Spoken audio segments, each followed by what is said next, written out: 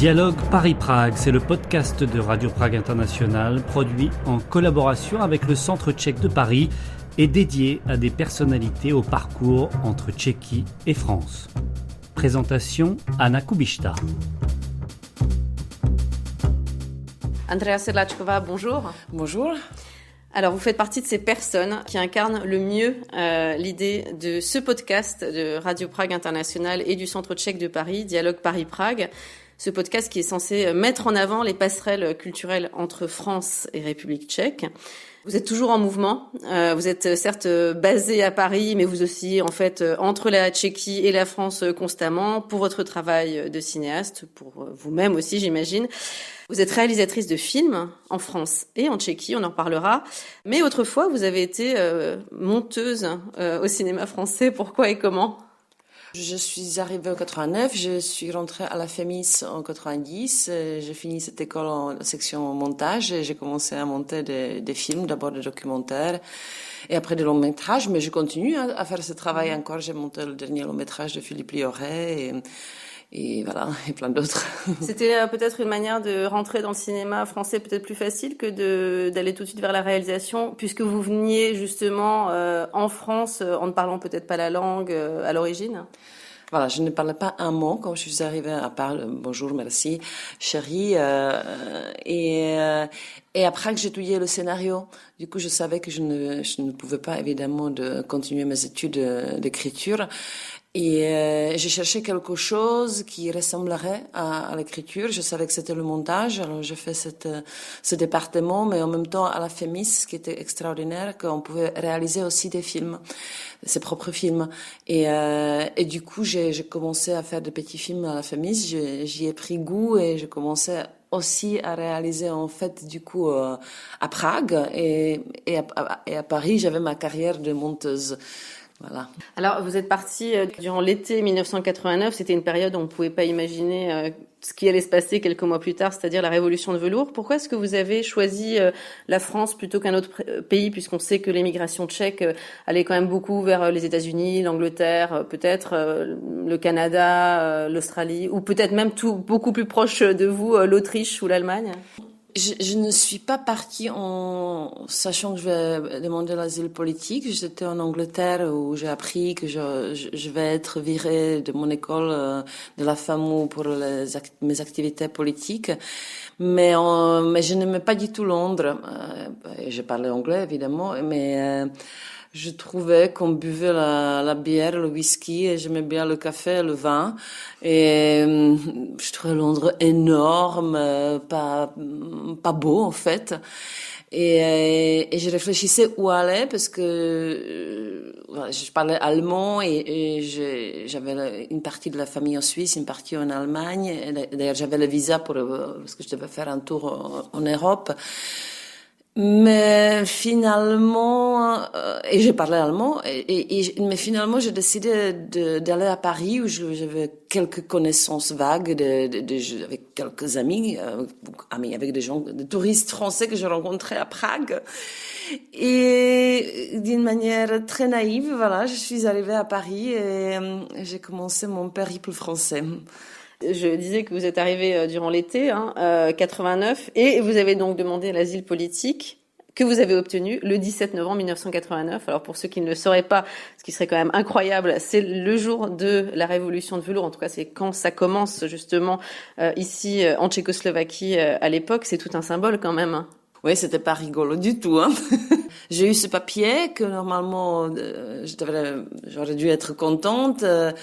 Après, j'ai regardé ce qui s'est passé à Prague et j'avais vraiment envie d'être plutôt à Prague, mais je ne pouvais pas parce que quand vous demandez l'asile politique, vous mettez votre passeport vous rendez votre passeport tchécoslovaque et du coup j'étais bloquée à Paris et je n'avais qu'à regarder à la télé les événements, sauf que je n'avais pas la télé. Du coup, j'allais à 13h dans les magasins où ils me vendaient la télé, je regardais les images dans les magasins et après je travaillais un petit peu à Svědectví, qui était une revue tchécoslovaque à Paris, anticommuniste, géré par Pavel Tigrid.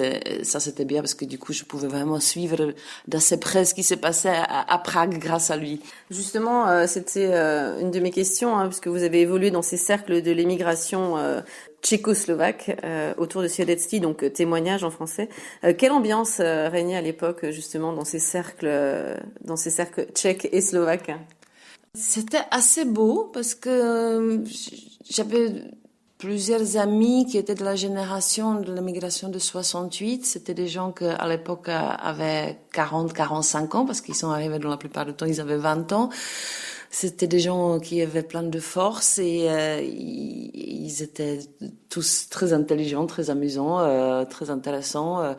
Et à l'époque, la communauté tchèque était vraiment très liée. On se retrouvait chaque semaine, principalement chez Prokopovskovek et samedi aussi, on allait boire le coup avec les gens qui travaillaient à Svědectví et il y avait plein de fêtes tchèques. C'est quelque chose que je pense que n'existe plus à Paris aujourd'hui. Oui, les Tchèques qui vivent à Paris aujourd'hui, j'imagine, c'est plus disséminé, les gens se connaissent pas forcément en fait. Oui, en tout cas la jeune génération, oui.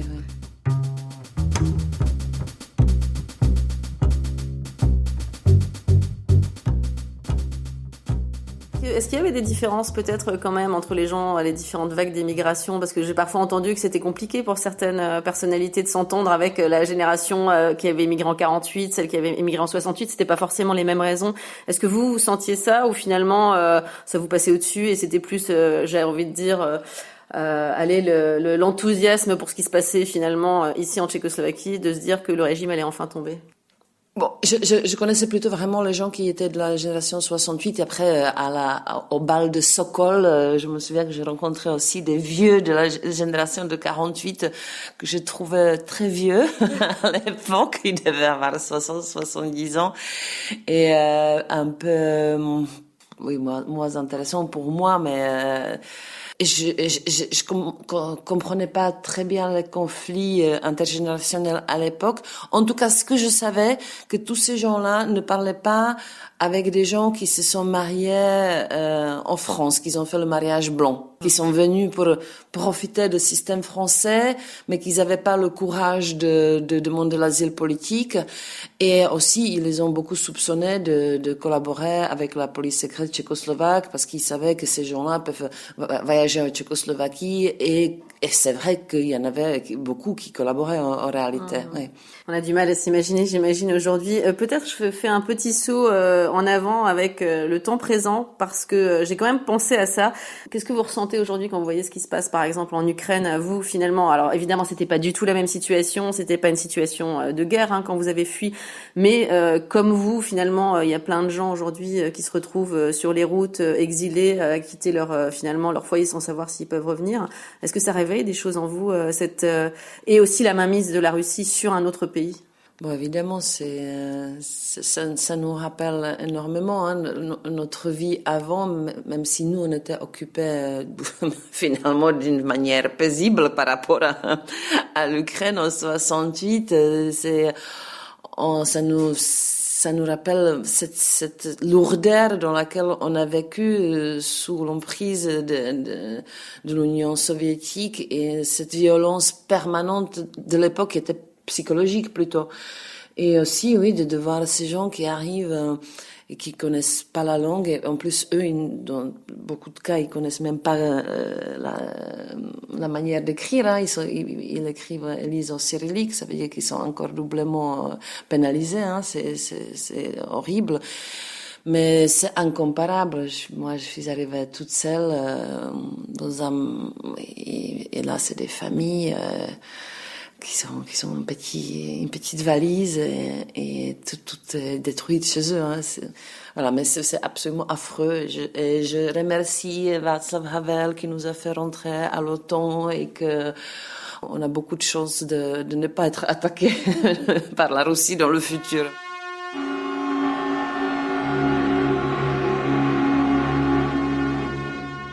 Alors, vous avez récemment réalisé un film documentaire consacré à une peintre surréaliste tchèque, Toyen. Alors, Toyen, c'est vrai que on la redécouvre aujourd'hui. Il y a eu une grande exposition ici à Prague, il y en a eu une à Paris. Et elle, pour le coup, elle incarne aussi véritablement ces liens franco-tchèques. C'est intéressant que finalement vous êtes venu à elle après avoir fait quand même beaucoup de films.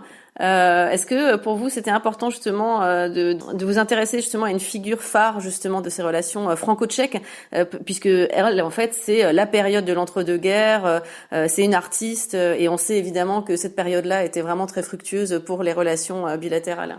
Ce n'était pas mon idée, c'était la télévision de Brno qui a appris il y a maintenant 2 ans cette grande exposition qui voyageait entre Prague, Hambourg et Paris se prépare et ils m'ont écrit si je voulais faire un petit film sur l'expo. Et je me suis dit mais c'est incroyable, cette femme que je connaissais parce que j'ai vu, il y avait une autre exposition en 2000 à Prague et je connaissais évidemment un petit peu son destin, sa vie. Je me suis dit, mais c'est incroyable que je n'y ai jamais pensé. C'est un destin tellement extraordinaire. Et j'ai dit tout de suite, mais non, on va pas faire un petit film sur l'exposition, on va faire un grand film sur la vie et l'œuvre de cette femme. On s'est adressé à Arte, on avait de la chance de pouvoir faire la coproduction. Du coup, ça nous a permis de faire vraiment un film plus profond. Et voilà, il est passé hier sur Arte, il est encore en ligne sur Arte. Vous tapez Toyen plus Arte, hop. Il s'appelle Toyen, la baronne subversive du surréalisme.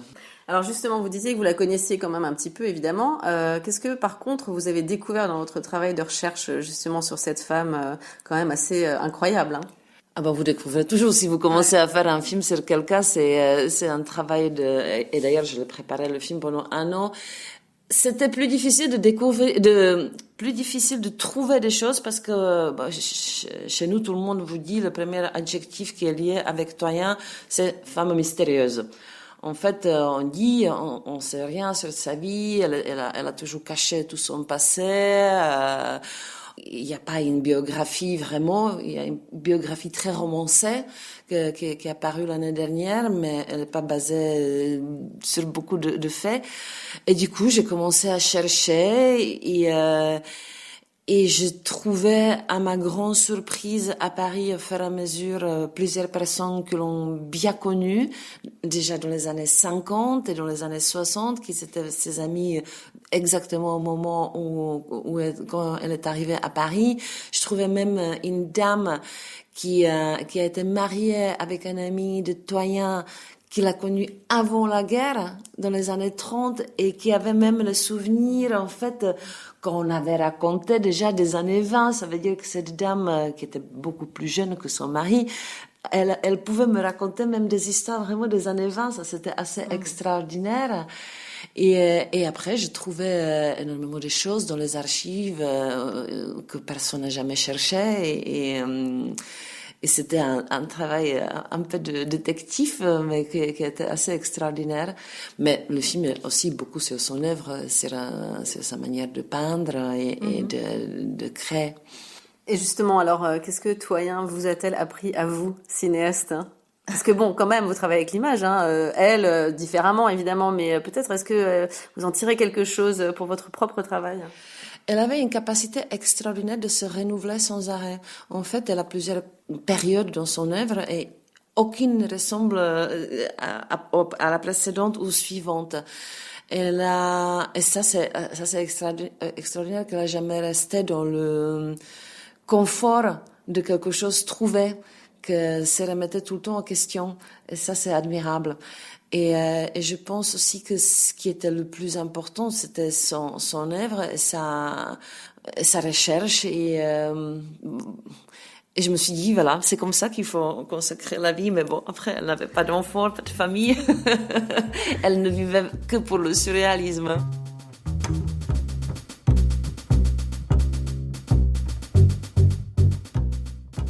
Est-ce qu'il y a d'autres peut-être personnalités historiques qui justement incarnent bien ces relations franco-tchèques, qui vous intéressent peut-être vous personnellement et pour lesquelles peut-être vous auriez peut-être envie de faire un film par exemple?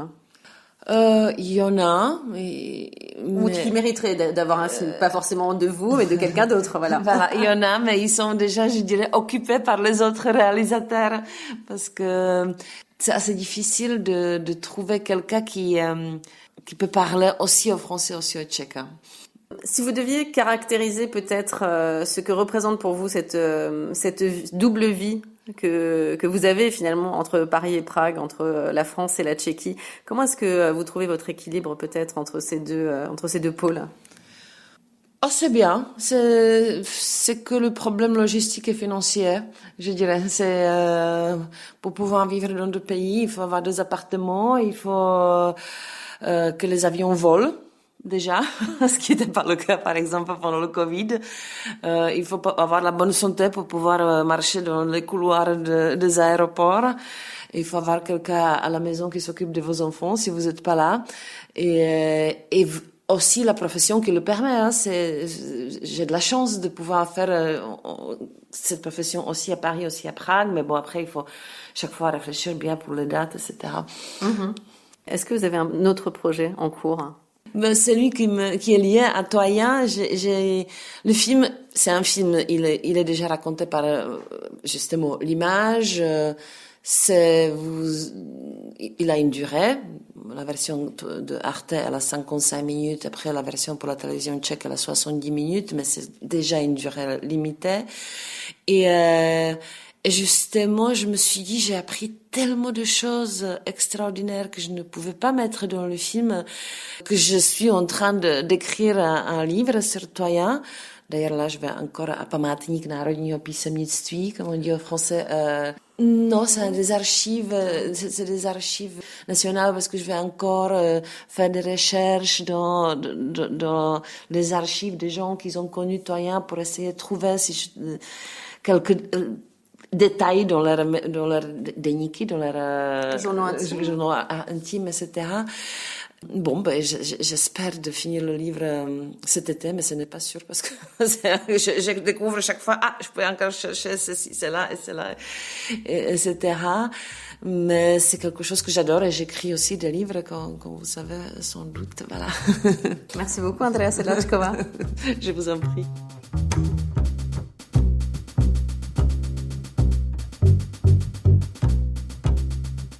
Dialogue Paris-Prague est un podcast de Radio Prague International produit en collaboration avec le Centre tchèque de Paris à l'occasion des présidences européennes assurées successivement par la France et la Tchéquie en cette année 2022. Le prochain épisode sera disponible dans 15 jours.